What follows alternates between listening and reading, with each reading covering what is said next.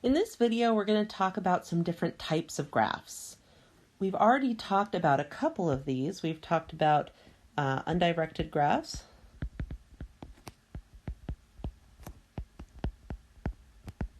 and directed graphs or digraphs. And we also talked about subgraphs. In this video, we're going to talk about a few more. So first, a quick review of directed and undirected graphs. So recall.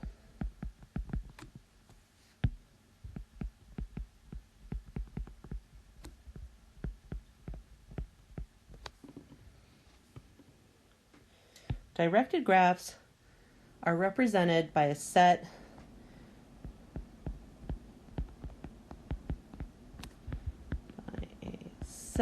of ordered pairs.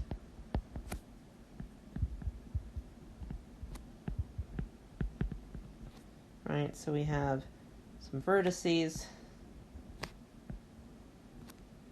In this case, we have V1, V2, V3. Let's throw in some edges. Now it's directed, so we're going to have directed arrows here.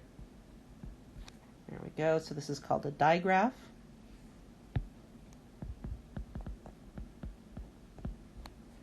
And we can represent this as the set of ordered pairs. So this would be V1 and V3 is one arrow, one edge. V3, V1 is another edge. V1, V2 is an edge, and then our final edge is going to be V2 to V2. And this is opposed to an undirected graph,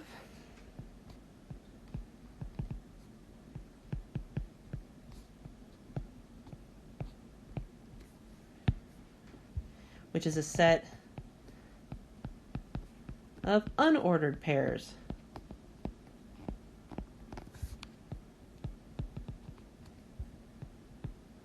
So if we have a different graph over here,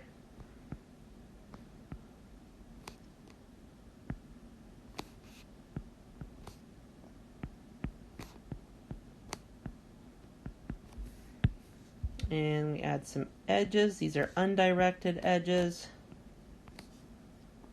Say that. Then this is a set of these pairs. So we have V1, V3, but there's no order here. V1, V2, V2 by itself because it's a loop, and then finally V2 and V4. But again, these can be written in any order because order doesn't matter. So the key point is, again, directed graphs have ordered pairs, undirected graphs have unordered pairs. Okay, some more terms here. A simple graph is a graph with no loops or parallel edges.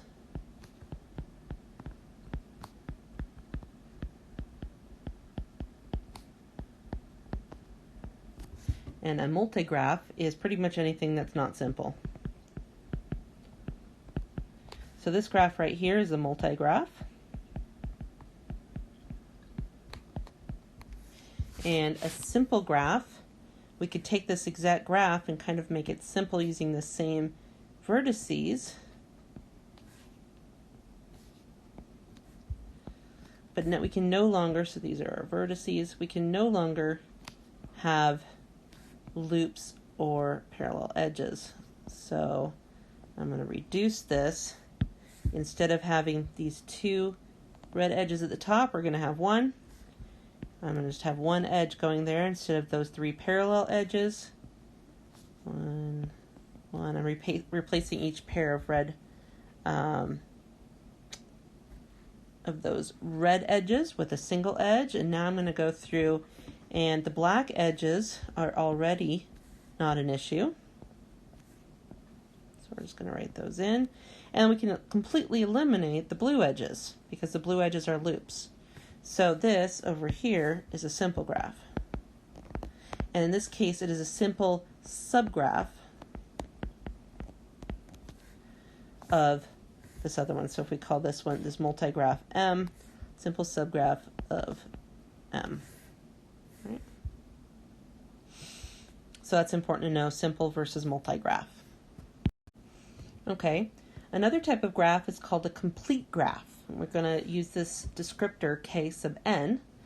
And so we're going to say a complete graph over n vertices is denoted K sub n, and it is a simple graph.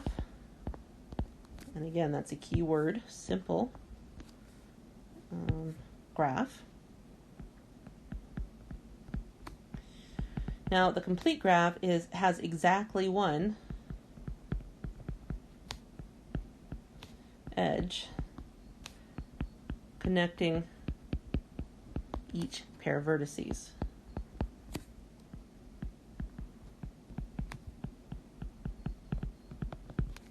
Okay, so this is exactly one edge connecting each pair of vertices, and that's what makes it a complete graph.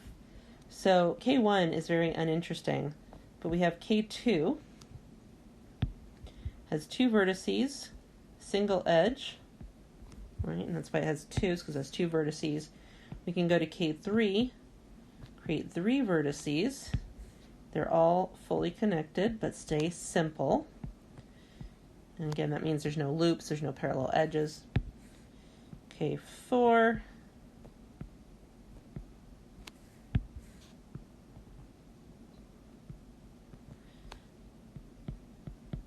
And then they start getting kind of fun. Let's do one more down here.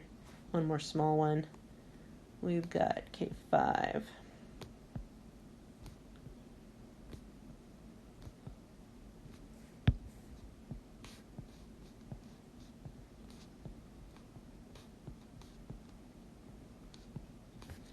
This is K5. And then finally I'm going to do K6. I'm going to make it a little bit bigger because it's starting to be difficult to do these small.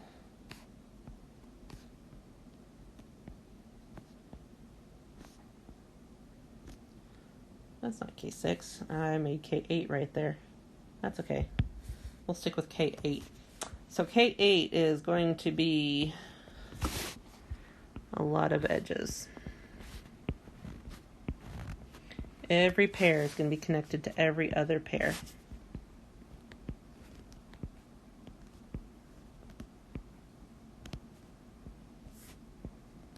Or every vertex is going to be connected to every other vertex, I mean.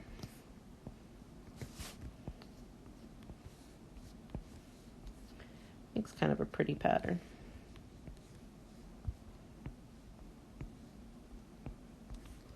Okay, so this is K8. Excuse me. K sub 8. Okay, so that's a complete graph. Okay, so bipartite graph, the bi should give you the idea. This means we can break this into two parts.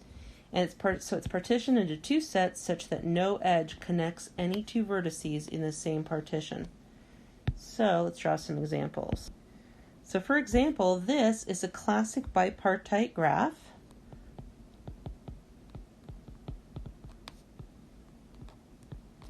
With the two sets clearly distinguished. So we have, say, a red set and a blue set.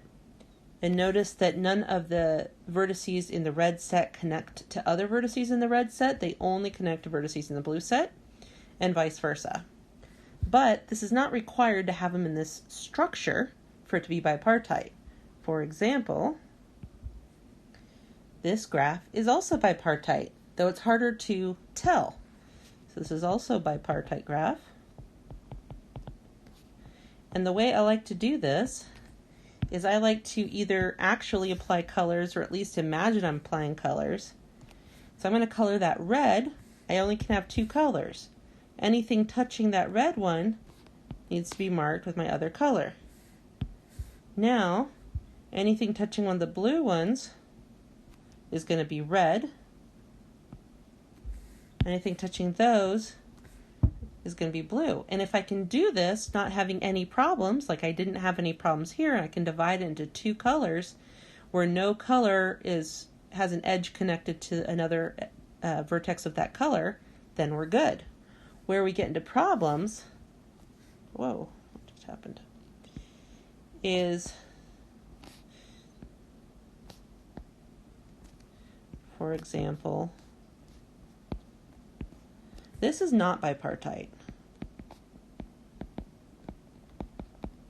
And again, the way I can tell, what is going on here,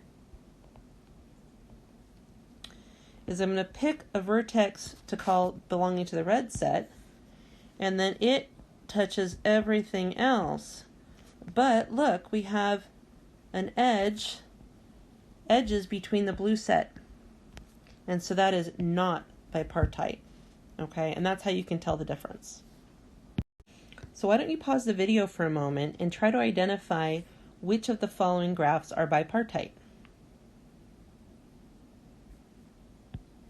Okay, well hopefully you've given that a try on your own, but then I'm going to just determine it doing the same task. I'm going to start with calling this a red vertex, and these are going to be blue, and then that's red. There's no conflicts, no contradictions, so this is bipartite.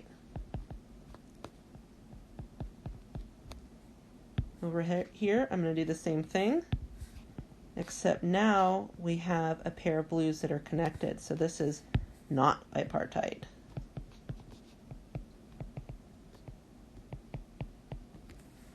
And same thing over here. Call that red, call these blue. That means this is red, and this is red, but now we have these two connected. Now the reason I knew vertex 5 had to be red is because it was connected to these two blue vertices. So it had to be red, but so did V4, and we have a problem. So this is, again, not bipartite. So bipartite graphs are actually surprisingly useful in graph theory. They show up a lot. So here's an example of one. If we have a number of job applicants and available jobs, and so we have people who apply, so say this person applied for that job and that job and that job, and somebody maybe only applied for 2 jobs, somebody was maybe really lazy and just applied for the one job they wanted, somebody else was really thorough and applied for every job that was available, and somebody else maybe applied for these jobs, maybe that job's really unpleasant, nobody wants to do it, not sure, and this person also applied to those jobs. Okay, so now we have a bipartite graph. No person is going to apply to another person in the job applicant category. That wouldn't make any sense. Just as no job would apply to another job. That doesn't make any sense. Neither of those make sense. So we have what's called a bipartite graph problem. And now the idea is each person is applied to their jobs. Now it's time for the jobs to go through and choose their applicants. Well, this unpleasant job over here is going to say, we really want this guy. But maybe that's a really great guy. He applied to everything because he's really thorough. And so maybe this job wants him too. And but he maybe turns down one of those. We can get this complicated or not. So let's say we have a job there. We have this first company has chosen the second guy.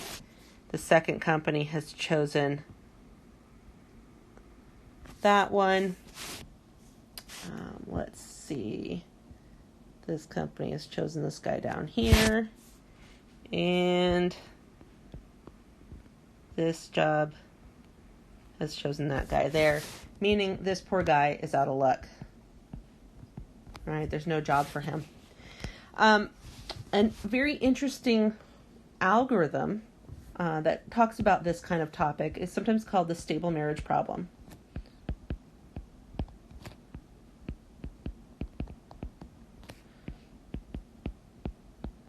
And it talks about how, if a company chooses or makes offers to multiple people, but then the person can only have one job, and this whole process of trying to find the best match possible, and it's called the stable marriage problem, and I'm going to link a great video to this problem.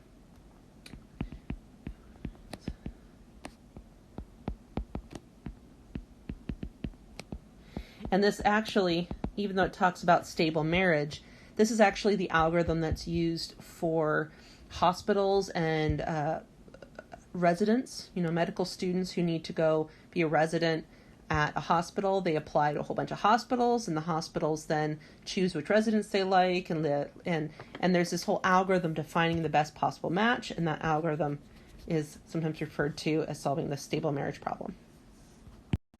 Okay, we're almost done. But now we've talked about bipartite graphs and we've talked about complete graphs. So now we're going to combine the two to form a complete bipartite graph.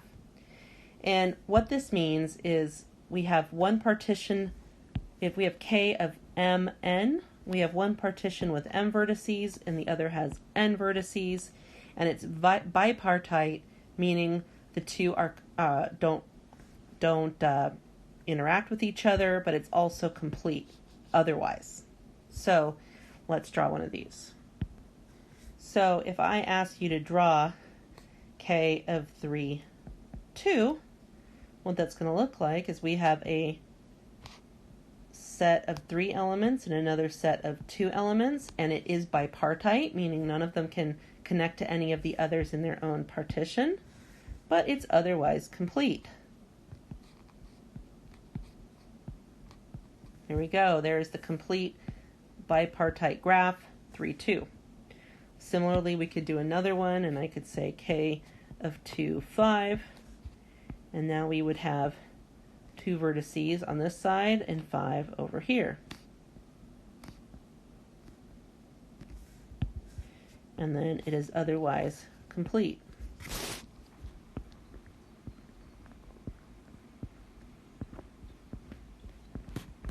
Right? That is a complete bipartite graph. So weighting graphs is a really useful technique. Most of the graphs we've talked about so far have been unweighted.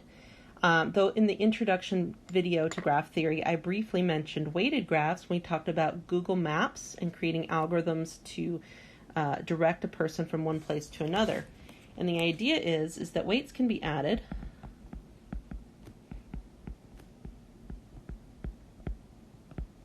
to the edges of a graph.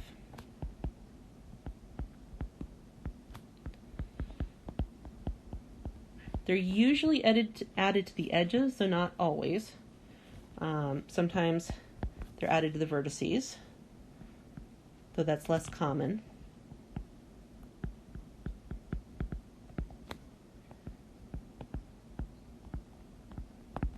And so a great example is that mapping application I gave you.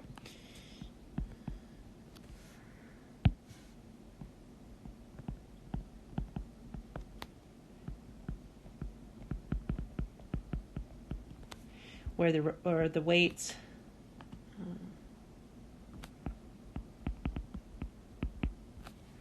represent the time needed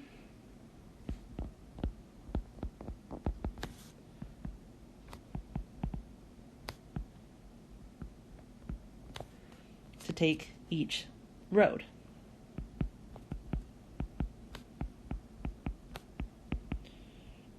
Right, combining both the length of the road and the time, the speed limit. So let's draw a graph. Okay, so if we had a graph like this, representing streets with not on a grid, and we wanted to start in this upper left-hand corner and end in this bottom right-hand corner, we might ask, what's the best way to get there? Well, I'm going to illustrate 3 different routes using different colors. So my first route is going to be blue, and I'm going to start at the starting point, and then I'm going to follow. It's kind of going to be a very direct route. All right, so I'm going to come down here and get to our goal, the end. And this is going to have a length of 12. It's going to take me 12 minutes, or 12 hours, or however you want to illustrate this. Our second route is I'm going to come through here on these shorter roads and come this way. And this is going to give me a length of 11 So it's a little faster. That's a faster way of going. But another way, even shorter way, I can take just this length 5 and this length 5 and get a length 10, so 10 minutes. So you can see that the weights can represent information. Now I tried to make this vaguely to scale, but that's not really needed. You could draw this completely out of scale. You know, this is our start, this is the end. We've got, there's a point in the middle, there's a point up here, and there's a point down here. And this could be another way to draw it. Right, where these lengths don't necessarily correspond to geography. Actually, that doesn't look that bad. But the weights then allow us to add additional information, and many of the real-world graph applications use these weighted graphs to do more complex work and solve more complex problems.